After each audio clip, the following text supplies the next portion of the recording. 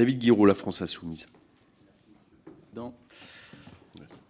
Monsieur le Président du Haut Conseil des finances publiques, je suis heureux de vous voir ici ce matin puisqu'il paraît que votre nom circulait comme étant celui d'un potentiel Premier ministre. Mais bon, puisque les Premiers ministres durant ce moment 24 heures, soit le temps d'une story Snapchat, il y aura sûrement d'autres occasions. Alors c'est un cruel exercice auquel vous êtes soumis aujourd'hui puisque vous devez examiner le projet de loi de finances d'un gouvernement lecornu, imposé par le Président de la République, tellement minoritaire à l'Assemblée nationale qu'il s'est déjà éjecté lui-même une première fois à la suite d'un simple tweet de Retailleau, gouvernement qui s'appuie sur le travail de l'éphémère mais non regretté François Bayrou, qui a été gentiment ramené vers la sortie il y a peu, et le même sort pourrait arriver au gouvernement Lecornu 2 une deuxième fois cette semaine. Bref, nous examinons un budget qui n'a aucune base politique, ni stable ni sérieuse, nous examinons du vent, et il faut être complètement catapulté à l'intérieur de sa tête pour penser que tout cela va bien se terminer, et vous avez d'ailleurs la sagesse de le reconnaître à demi-mot, comme beaucoup d'ailleurs, mais bon, nos collègues macronistes qui vivent dans un déni persistant se sont installés dans une galaxie malheureusement bien éloignée de la nôtre.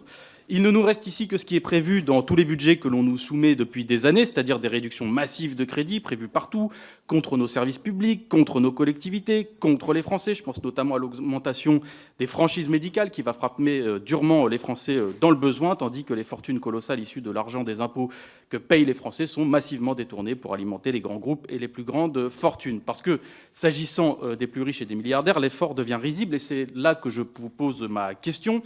S'agissant de la taxe sur les holdings, estimée à 1,3 milliard d'euros dans votre rapport, on passe donc d'une taxe Zuckman qui estimait les rentrées fiscales à 20 milliards d'euros à une taxe très maigre d'1,3 milliard d'euros. La taxe de Lecornu a donc complètement vidé la taxe Zuckman de sa substance. Par exemple, elle ne s'applique pas aux titres de participation, ni aux immeubles utilisés par les holdings, par exemple, ni aux placements dans des PME. Bref, il y a des exonérations de toutes parts qui sont prévues dans la taxe Lecornu.